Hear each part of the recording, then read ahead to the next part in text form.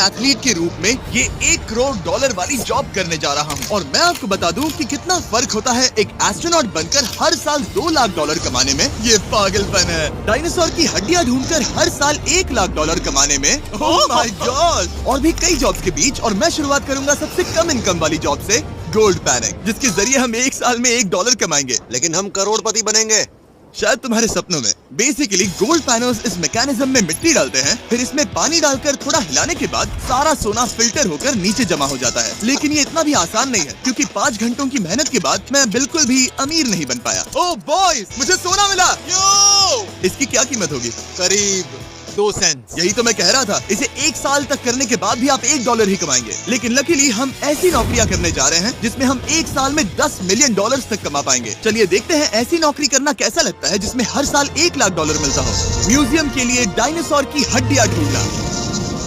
और हाँ, ये नकली हैं क्योंकि ये सभी मर चुके हैं। तो ये उन गड्ढों में से एक है। क्या ये सच में डायनासोर की हड्डियां हैं? बिल्कुल, मैं यहाँ 17 सालों से हूँ। ये अब तक की सबसे बड़ी हड्डी है जिस पर मैंने काम किया है। ये रही आपकी थाई बोन यहाँ पर, जो करीब 4 फीट लंबी है। तुलना के लिए ये रहा वो डायनासोर, और ये रहे 6 काल जो एक के ऊपर एक खड़े हैं। और मेरी लंबाई 6 फुट 5 है। ये मेरी जैक हैमर्स है, बड़े काम के। तुम कर सकते हो। उसे बिल्कुल पता नहीं वो क्या कर रहा है। कोई हे, आइडिया जिमी। नहीं है। आपको ये सुनकर अजीब लगेगा, लेकिन हम इस काम में बहुत बुरे हैं। संभल कर। 5 घंटे की मेहनत के बाद भी हमारी प्रोग्रेस ना के बराबर थी, लेकिन हमारे इस धीमी गति के बावजूद एक्सपर्ट की मदद से हम आगे बढ़ रहे थे। मैंने अपने पूरे करियर में इससे बड़ी हड्डी पर कभी काम नहीं किया। और आपने मुझे और काल को इसे छूने दिया? बिल्कुल। हमने गड़बड़ कर दी तो? जोश, इसका वजन कितना होगा? करीब 90 से 110 किलो। हाँ। नोलन की मॉम इससे 10 गुना ज्यादा भारी है। ऐसा कुछ नहीं है। अब क्योंकि ये हड्डी इतनी प्राचीन है, हमें इसे उठाने से पहले पीओपी से ढकना होगा, वरना इसके 2 टुकड़े भी हो सकते हैं। उम्मीद है उठाते वक्त ये टूटे नहीं। 1 2 3 कम ऑन। बढ़िया, दम लगा के। ऐशा। बहुत अच्छे। आज पहली बार इंसानों ने इस हड्डी को उठाया है, वो भी कुछ यूट्यूबर्स ने। यकीन नहीं होता। टेबल के ऊपर रखो। तैयार? 1 2 बहुत अच्छे। हाथ संभाल कर काल। और मानो या ना मानो, ये डायनासोर की हड्डी वाकई में एक म्यूजियम में रखी गई। लेकिन क्योंकि म्यूजियम्स बोरिंग होते हैं, आइए नासा में एस्ट्रोनॉट ट्रेनिंग की $2 लाख वाली नौकरी करते हैं। और मेरा पहला मिशन था उनके ऑफिशियल लूनर रोवर को चलाना सीखना। एक दिन ये रोवर चांद पर होगी, है ना? हाँ, हम चांद पर घूमने के लिए इसी का इस्तेमाल करेंगे। ये लोग मुझे ये चलाने क्यों दे रहे हैं? दरवाजे खोल दो। इसे कैसे चलाते हैं? इस डंडे को आगे धकेलो। अभी? हाँ, धकेलो। जिमी, हमें मारना मत। मुझे डर लग रहा है। आते रहो। ओह, ये तो कमाल अब का उसे घुमाओ। दाईं ओर? कहीं भी घुमाओ, मुझे फर्क नहीं पड़ता। ओह माय गॉड, यहाँ गाड़ियाँ हैं। क्या इस सड़क पर चला सकते हैं? यहाँ तो चला ही सकते हैं। ओह, बहुत मजा आ रहा है। तुम टेढ़ा क्यों चला रहे हो? मुझे नहीं पता इसे सीधा कैसे किया जाता है। हालांकि मैं इसे ऐसे चला रहा था जैसे मैंने पी रखी हो। मैं सबको नासा के लूनर ट्रेनिंग यार्ड तक पहुंचा पाया, जहां इसकी असली परीक्षा होगी। ओह, हम ऑफ रोड जा रहे हैं। ये रास्ता उबड़ खाबड़ है। तो मुझे इसे ढलान के नीचे उतारने दे रहे हो? क्या इस मशीन के अंदर सीट बेल्ट? यहाँ पर एक सीट बेल्ट है जिसका हम इस्तेमाल नहीं करते। इनके पास सीट बेल्ट है, लेकिन ये लोग पहनते नहीं है। क्या अजीब है। ये ढलान तो बहुत ज्यादा है। क्या हम सच में नीचे जा रहे हैं? क्या अब मैं सीट बेल्ट पहन सकता हूँ? हम टेढ़े होकर ढलान उतर रहे हैं। नहीं, जिमी। हाथ उठाओ ताकि उन्हें पता चले कि मैं चला रहा हूँ। वाह, इन्होंने तो सच में। मैं उठकर पीछे चला जाता हूँ। नहीं। ऐसे चलाना ठीक रहेगा? मुझे पकड़ो कार्ल, पकड़ो मुझे। लेनिन, तुम चांद पर सर्वाइव नहीं कर पाओगे। हाँ, शायद मैं कर पाऊंगा। और उसके बाद नासा ने मुझे अपनी विशाल स्पेस फैसिलिटी दिखाई। यकीन नहीं होता, ये पृथ्वी का दूसरा सबसे बड़ा पूल है। ऐसा लग रहा था मानो वो हम पर फ्लेक्स कर रहे हो, खासकर जब उन्होंने अपना स्पेस सूट दिखाया। स्पेस सूट को पहनने के बाद ही तुम एक एस्ट्रोनॉट बन जाते हो। लेकिन इसमें भी एक दिक्कत थी। स्पेस वॉक करने के लिए क्या आपको डायपर पहनना पड़ता है? तुम इस सूट में 12 घंटे तक रहते हो। वाओ, इसे पकड़ो। तो ये सचमुच एक एडल्ट डायपर है। तो जरा संभल कर। हाँ। ये स्पेस आर्टिफैक्ट है। ये कई बार मिशंस में इस्तेमाल हुआ है। यानी असली एस्ट्रोनॉट्स ने इसे पहना है? हाँ। और उन्होंने इसमें सुसु भी किया था। क्या आपने इसमें सुसु किया है? मैंने नहीं, इसमें नहीं। ठीक है।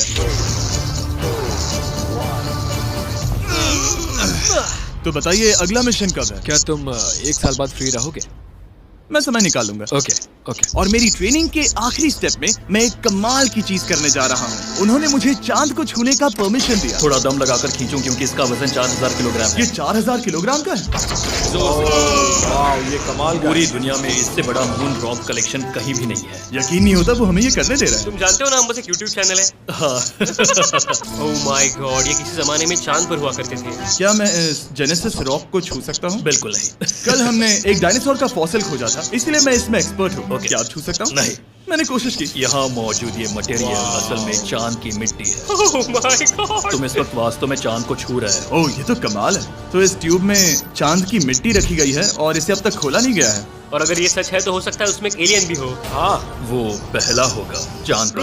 कहाँ से? और ये जानने के बाद कि एलियन सच में होते हैं, हम अपनी अगली नौकरी के लिए स्ट्रेटोस्फीयर की ओर गए, जहाँ कार्ल और नोलन ने प्लेन उड़ाया। मैंने पहले कभी प्लेन नहीं उड़ाया। हमें पता नहीं हम क्या कर रहे हैं। फ्लाइट ट्रेनिंग के पहले दिन पर आपका स्वागत है। मैं मजाक नहीं कर रहा। बॉयज को एक असली प्लेन उड़ाने के पहले बस एक बार इस फ्लाइट सिमुलेटर में प्लेन को लैंड करवाना होगा। तो ये रहा हमारा थ्रोटल। पीछे खींचने पर प्लेन धीमा हो जाएगा। Oh my God. और लगातार एक के बाद एक ओह गॉड। नोलन की क्रैश लैंडिंग के बाद तुमने प्लेन को क्रैश कर दिया। उसने सक्सेसफुली लैंडिंग कर ही ली, जिसके बाद पता नहीं क्यों उसे इस प्लेन को चलाने के लिए चाबियां दी गई।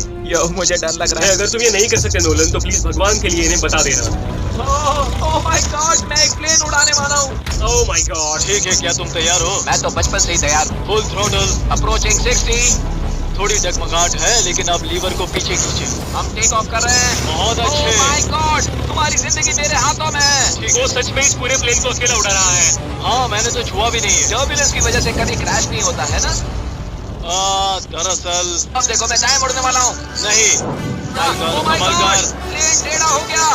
यकीन नहीं होता, मैं इस चीज को कंट्रोल कर रहा हूँ। देखो मेरा जादू। रुको। ओह नहीं, ये क्या?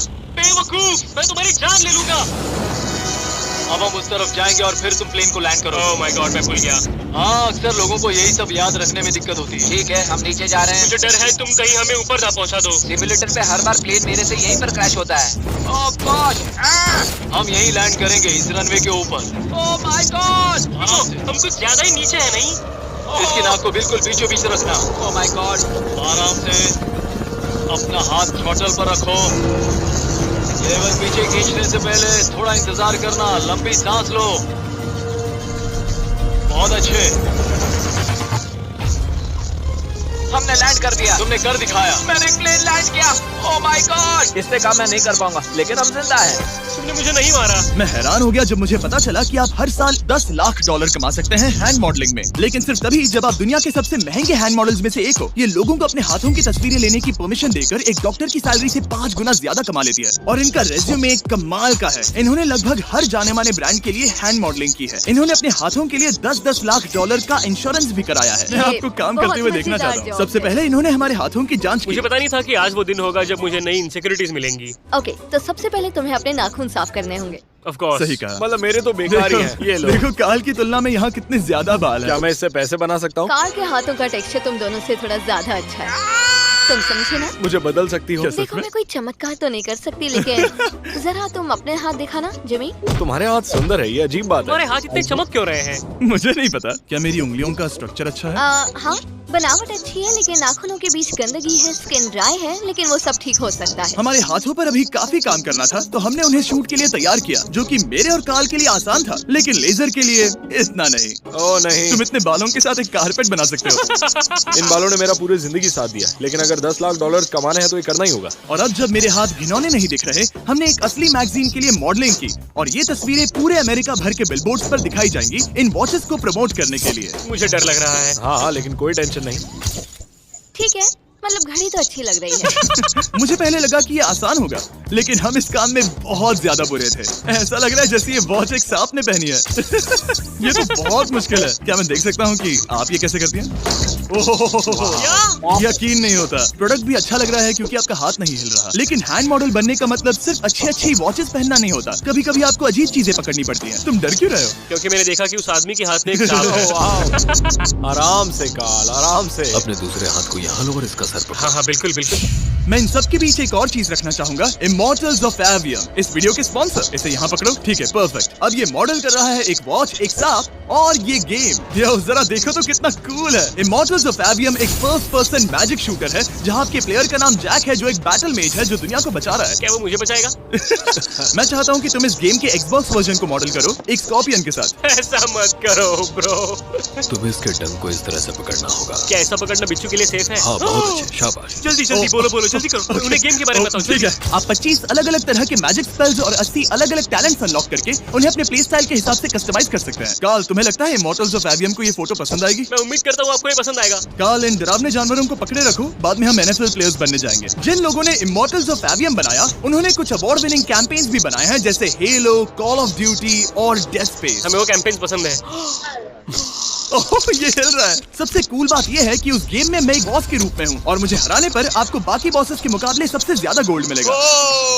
घबराओ मत, मैं हूँ तुम्हारे साथ। इमॉर्टल्स ऑफ एवियम का फ्री ट्रायल Xbox और PS5 दोनों पर अवेलेबल है और Steam पर उसका फ्री डेमो भी मिलेगा। फोटो ले लो जल्दी जल्दी। वो मेरे हाथ के नीचे है। हम इस काम में इतने बुरे थे कि हमने इसे प्रोफेशनल हैंड मॉडल को सौंपा ताकि हमारे स्पॉन्सर्स गुस्सा ना हो। इमॉर्टल्स ऑफ एवियम खेलने के लिए डिस्क्रिप्शन में दिए हुए लिंक पर क्लिक करें। मैं इस काम से रिटायर हो रहा हूँ और हालांकि हमारे फोटोज अच्छे नहीं थे, उन्हें देश भर के बिलबोर्ड्स पर दिखाया गया और अब वक्त आ गया है वो काम करने का जिसे करके हम एक साल में $1 करोड़ कमा सकते हैं। सही समझे, मैं NFL की एक प्रोफेशनल टीम ज्वाइन करने वाला हूँ। ये सच में मेरा एक सपना था। और अगर आपको ये फेक लग रहा है तो ये मैं हूँ जो $10 मिलियन के लिए बकेनियर्स के साथ एक असली कॉन्ट्रैक्ट साइन कर रहा हूँ। इसमें लिखा है कि हम शायद पैसे नहीं देंगे, लेकिन कम से कम अमाउंट तो सही। नहीं, बस अमाउंट पर फोकस करो। अब ये ऑफिशियल है। कांग्रेचुलेशन। तो अगले 48 घंटों के लिए मैं एक ऑफिशियल प्लेयर हाँ, तुम एक ऑफिशियल प्लेयर हो। वादा करता हूँ आप निराश नहीं होंगे। मैं वादा करता हूँ आप निराश होंगे।